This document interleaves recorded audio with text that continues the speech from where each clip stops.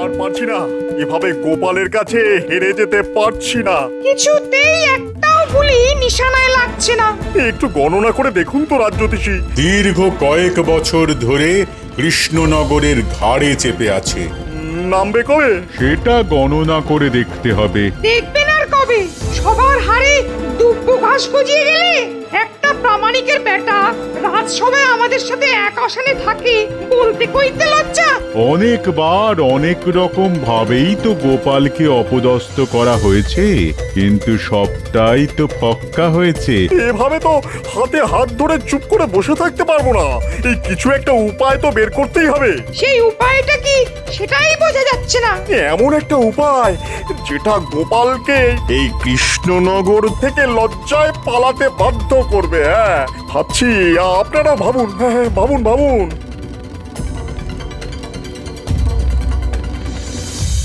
উজির, মহারাজ কৃষ্ণচন্দ্র অনেকগুলো চিঠি পাঠিয়েছিল। হ্যাঁ হ্যাঁ জাহাপনা, অনুদানের জন্য আবেদন করেছিল। হ্যাঁ, গত বছর খরাতে কৃষ্ণনগর খুব ক্ষতিগ্রস্ত হয়েছিল। কৃষ্ণচন্দ্রকে এত্তেলা পাঠাও, আমি কৃষ্ণনগরে গিয়ে দুদিন থাকবো, আর ওখানে বসেই আমি অনুদানের অর্থ প্রদান করব। জো হুকুম জাহাপনা, আমি এখনই খবর পাঠাচ্ছি।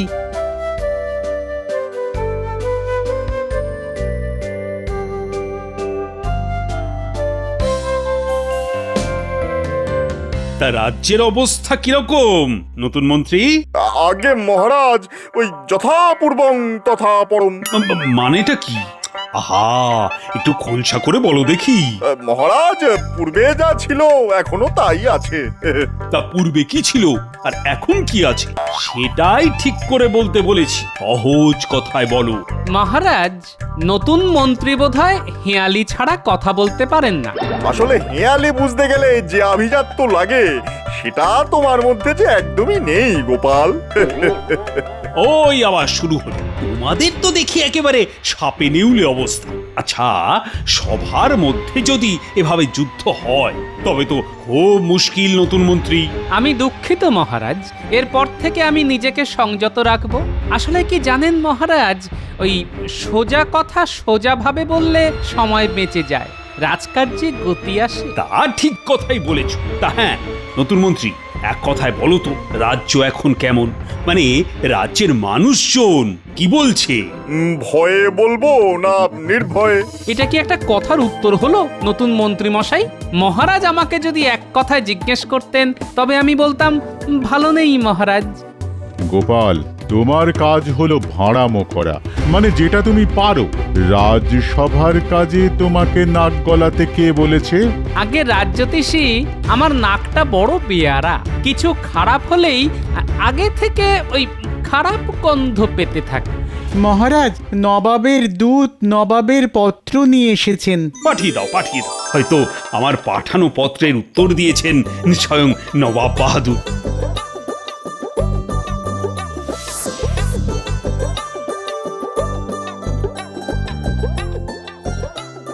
মহারাজের জয় হোক। বলো বলো, কি সংবাদ? এই নিন নবাব বাহাদুরের ইত্তেলা।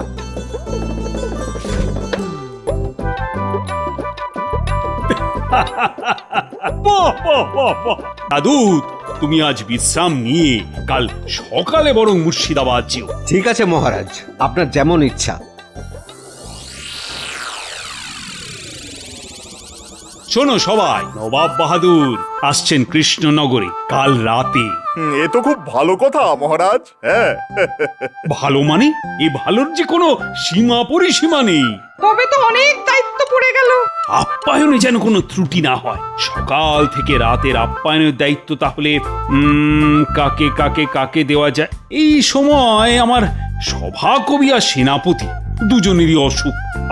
কি যে করি। মহারাজ, এই আপ্যায়নের দায়িত্ব গোপাল আর ভগবানের ওপর দিয়ে দিন। নবাব বাহাদুর গোপালকে পছন্দ করে, আর আমাদের নতুন মন্ত্রীর সাথেও আলাপটা হয়ে যাবে। রাজ্যতীষী গোপালকে লেজে গোবরে করার সুযোগ করে দিয়েছে। সুযোগটাকে কাজে লাগাতে হবে। হ্যাঁ, রাজ্যোতিষী ঠিক বলেছে। এই আপ্যায়নের পুরো দায়িত্ব নতুন মন্ত্রী আর গোপালের ওপর ছেড়ে দিলাম। কি নতুন মন্ত্রী, তুমি রাজি আছো তো? মহারাজ, আমার গোপালের সাথে কাঁধে কাঁধ মিলিয়ে কাজ করতে কোনো অসুবিধা নেই। আমি প্রস্তুত। গোপালের মতো বিচক্ষণ বন্ধুকে যদি কাজে পাই তাহলে আমি ধন্য হব। ঠিক আছে, সকালে জল খাবার থেকে রাতের খাবারের দায়িত্ব আমি ভগবান আর গোপালের ওপর দিলাম। উফ, এবারে গোপালকে লেজে গোবরে করে নবাবের কাছে বেইজ্জত করতে হবে। কি গোপাল, তোমার কথা কিছু বলো। আমরা কাজটাকে একটু ভাগাভাগি করে নিই। কিরকম কিরকম?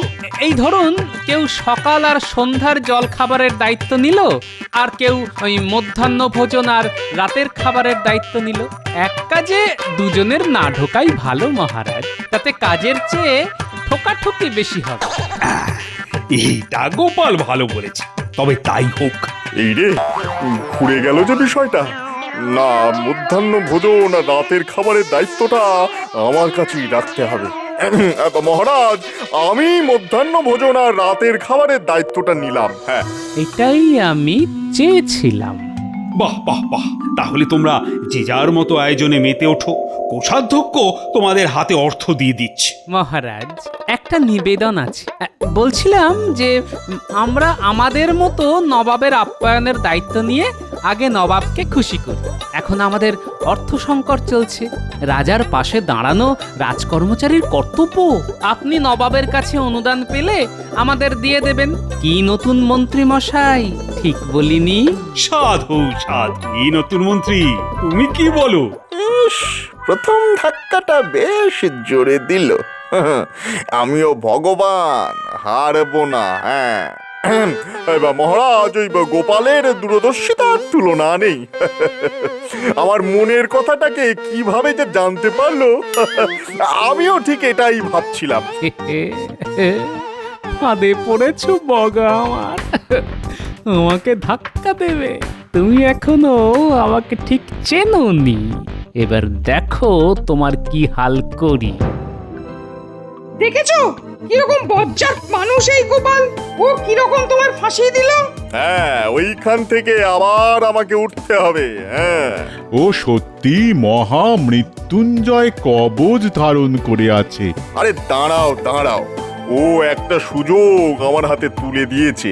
সেটা হলো মহারাজের কাছে অর্থ সাহায্য না নিয়ে নবাবের জল খাবারের মতো বিষয় ও নিজে দেখবে। হ্যাঁ, ঠিক, গোপাল ভেবেছে ও যেরকম জল খাবার খায় নবাবও সেরকমই খাবে।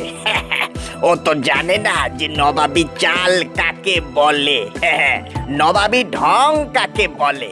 ঠিক ঠিক, এই বিষয়টা তো দেখিনি। আমাকে ঠিক মতো মধ্যাহ্ন ভোজন আর রাতের নবাবী খানার ব্যবস্থা করতে হবে। নবাবের মন আমি ঠিক জয় করে নেব। ব্যাস, এইভাবে এগিয়ে যাও, জয় তোমার হবে। শুধু রান্নার পদগুলো ঠিক করে বানাতে বলো, তোমার জয় শুধু সময়ের অপেক্ষা করছে। শুধু আমার আর মহারাজের মুখ চেয়ে এই কাজ তোমাকে করে দিতে হবে ভোলা। এভাবে বলো না গোপাল দাদা, এভাবে বলো না। তুমি রসের যত মিষ্টি আছে সব রাখবে। নবাবের জলখাবার, নবাব যেন মিষ্টি খেয়ে মুগ্ধ হয়ে যান। তুমি তোমার সবটুকু দিয়ে মিষ্টি বানাও। যা খরচ হবে নবাব চলে গেলেই সব শোধ করে দেব। আগে নবাব খুশি হোক, তারপর যা হবার হবে। উজির, আচ্ছা বলো তো, কৃষ্ণনগরের সেরা জিনিস কি? আগে গোপাল, কি আবাদ কি আবাদ, একদম সঠিক কথা বলেছো। ওই রকম একটা মানুষকে যদি আমি আমার দরবারে রাখতে পারতাম। যাক ও কথা। দূত, এই কৃষ্ণচন্দ্র খবর নিয়ে এসেছো? এসেছে জাহাপানা। ডাকো তাকে। প্রহরী, প্রহরী, দূতকে খবর দাও, নবাব বাহাদুর ডাকছেন। গিন্নি, আরে এই নাও গো বাজারের থলি, ইলিশ মাছ এনেছি, ডিম ভরা। ও মা, ইলিশ! কি ভাগ্য আমার! এবেলা ভাজা ইলিশের তেল দিয়ে মেখে এই ভাত খেয়ে রাজসভায় যাব। ওবেলা এসে ইলিশ ভাপা আর সর্ষে ইলিশ খাবো। ঠিক আছে করে দেব, তবে পেটে সহ্য হবে তো? কেন কেন এই কথা বলছো কেন? না মানে মেঘে মেঘে যে বেলা হচ্ছে সে খবর আছে গো, এখন একটু জিভে লাগাম দাও। হ্যাঁ ওই ওই ওই বয়সের খোঁটা দিচ্ছ তো। একটা কথা বলি গিন্নি, বয়স বাড়াটা বয়সের ধর্ম।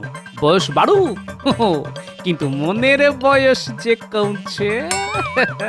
আরেকটা জিনিস বলতে দাও, ওই যে ডিম ভালো করে ভেজে টক দিয়ে রেঁধে রেখো। আহা, কতদিন খাইনি। চলি গিন্নি পুকুরে স্নান করতে।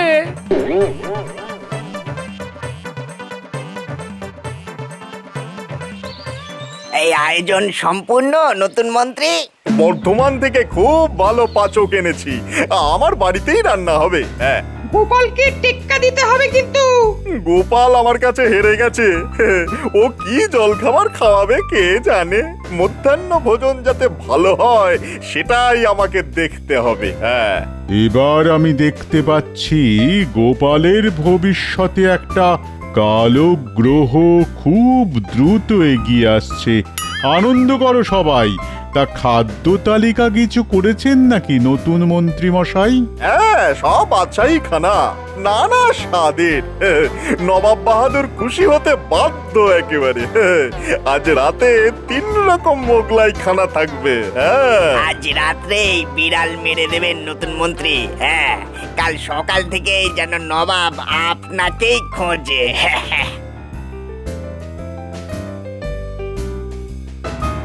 কি হে নতুন মন্ত্রী, আজ রাতের আয়োজন সব ঠিক আছে তো? ভগবানে ভরসা রাখুন মহারাজ। ভগবানে অচলা বিশ্বাস আছে আমাদের। শুনে ভালো লাগলো মহারাজ। এ ভগবান ওপরে থাকেন, সবার ভগবান। আমি ওই ভগবানের কথা বলেছি। দারুণ বলেছো গোপাল। তবে আমাদের নতুন মন্ত্রীও কিন্তু খুব কাজের, কি বলো? হ্যাঁ হ্যাঁ হ্যাঁ, খুব কাজের। তবে আমি ওনার কাজের বিচার করার কে? বিচার করবে প্রজারা। দাঁড়াও গোপাল, নবাবের কাছে তোমাকে আমি ছোট করে এই কৃষ্ণনগর ছাড়া যদি না করি তো আমার নাম ভগবান নয়। হ্যাঁ,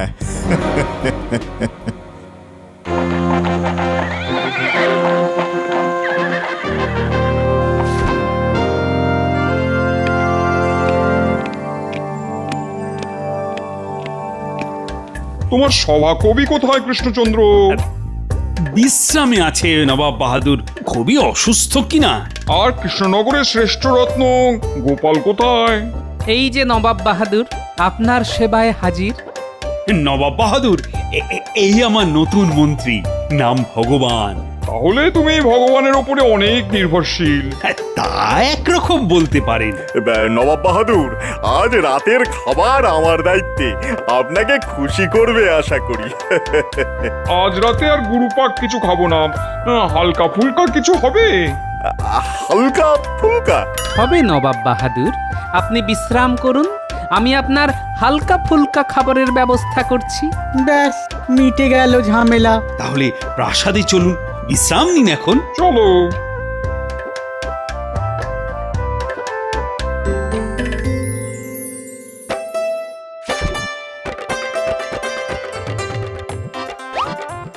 এই নিন নবাব বাহাদুর।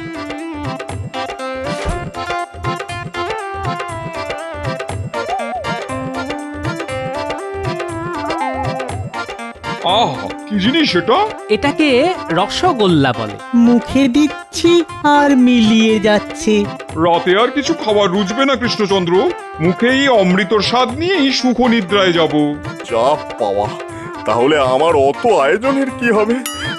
এবার নবাব বাহাদুর, রাতে মুরগ মুসাল্লাম আছে, দো পেঁয়াজা আছে। হ্যাঁ, ও তো রোজই খাই। না না না না, আজ এই রসগোল্লার পর আর কিছু খেতে ভালো লাগছে না। আমাদের পেটও ভর্তি, মনও তৃপ্ত, এবার ঘুম আসছে। আপনাদের ঘর প্রস্তুত। নতুন মন্ত্রী, নবাব বাহাদুর আর উজিরের ঘরটা দেখিয়ে দাও। চলুন।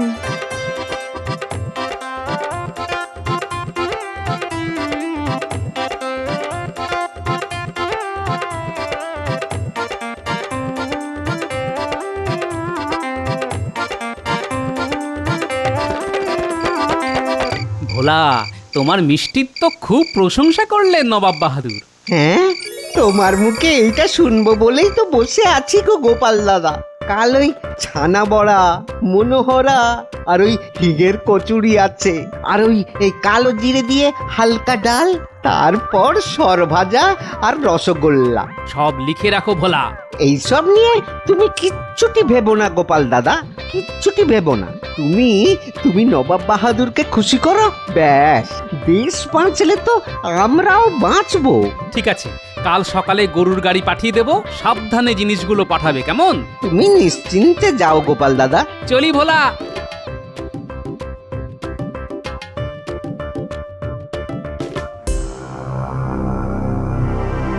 কোথা থেকে কি হলো? এই রকম যে হতে পারে সেটা ভাবতেও পারিনি। মহামৃত্যুঞ্জয় কবচ, ওকে হারানো দুঃসাধ্য। এই তো বললেন একটা কালো গ্রহ আসছে। দূর, আপনার গণনার উপর কোনো আস্থা নেই। না না, কাল সকালে সব ঠিক হয়ে যাবে। হ্যাঁ, তার আজকের খাবারগুলোর কি হবে? আমরা খেয়ে নি, খাবার নষ্ট করা উচিত নয়। ঘ্রাণে তো অর্ধেক পেট ভরেই গেছে, বাকিটা খেয়ে ভরাই। ও ভগবান, ভগবান রক্ষে করো, রক্ষে করো, রক্ষে করো।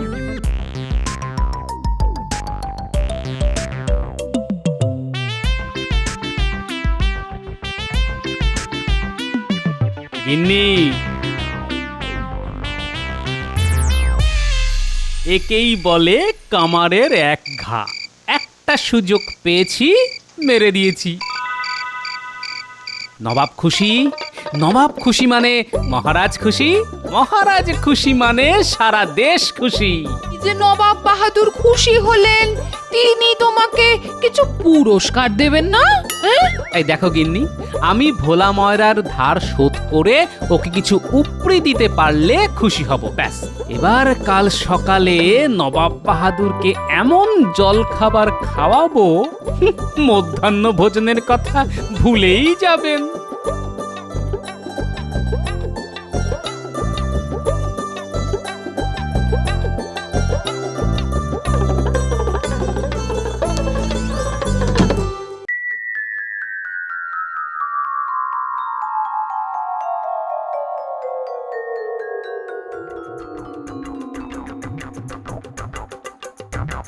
আহ, কি সুন্দর, কি স্বাদ, মুখে দিলেই মিলিয়ে যাচ্ছে। আজ সকালের খাবারটাও খুব বেশি হয়ে গেল। যা বলেছো উজির। এখনো শেষ হয়নি, রসগোল্লা আছে। রসগোল্লা? তাহলে এটা কি? এটা মনোহরা। কত মিষ্টি আছে, তবে রসগোল্লার তুলনা নেই।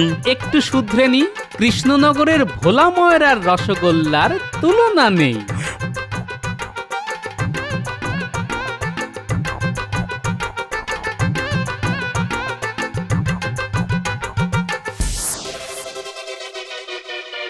সব শেষ, আর কিচ্ছু হবে না। আমার ভুলে আমি হারলাম। ও আমাকে জল খাবারই মেরে দিল। নষ্ট হবে কেন, আমরা তো আছি। ভগবান, ভগবান। গোপাল, তুমি তো নবাবকে একেবারে তোমার ঝোলায় পুরে নিয়েছো। শোনো সবাই, নবাব বাহাদুর আমার আর্জি মেনে নিয়েছেন, উনি অনুদান দিয়ে দিয়েছেন। রাজকোষ এখন পূর্ণ, আর পুনর্বাসন দিয়ে দেব চাষিদের। গোপাল, তোমার জল খাবারের জন্য ভোলার কাছে যা যা ধার আছে তা মিটিয়ে দাও। কোষাধ্যক্ষ, বলুন মহারাজ, বলুন। তুমি গোপালের হাতে 500 স্বর্ণ মুদ্রা দিয়ে দাও। মহারাজ, রাজকোষের অর্থ রাজকোষেই থাকুক। নবাব বাহাদুর যদি খুশি হয়ে কিছু দেন, সেখান থেকে আমি ভোলার ধার মিটিয়ে দেব। কি কুছুটে বুদ্ধি, আবার মারলো। খুব শিক্ষা হলো আবার।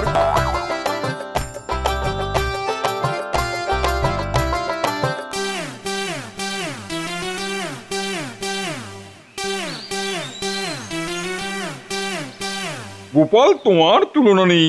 কৃষ্ণচন্দ্র, তোমার কাছে একটা চাওয়ার আছে। বলুন বলুন নবাব বাহাদুর। তোমাদের এই ভোলা ময়রাকে আমি নিয়ে যাব, ওখানে আমাদের কারিগরকে এই রসগোল্লা শিখিয়ে দেওয়ার পরই তবে ওকে ছাড়বো। এই রে, এই মাটি করেছে। ভোলা চলে গেলে তো আমরা কানা। এটাকে মেটাতে হবে। নবাব বাহাদুর, একটা আর্জি আছে যে। বলো বলো গোপাল বলো। ওখানে গিয়ে শেখানোর চেয়ে এখানে এসে শেখাটা খুব দরকার। কেন কেন? আসলে যে মাটিতে যা হয় এটা মাটিরই গুণ নবাব বাহাদুর।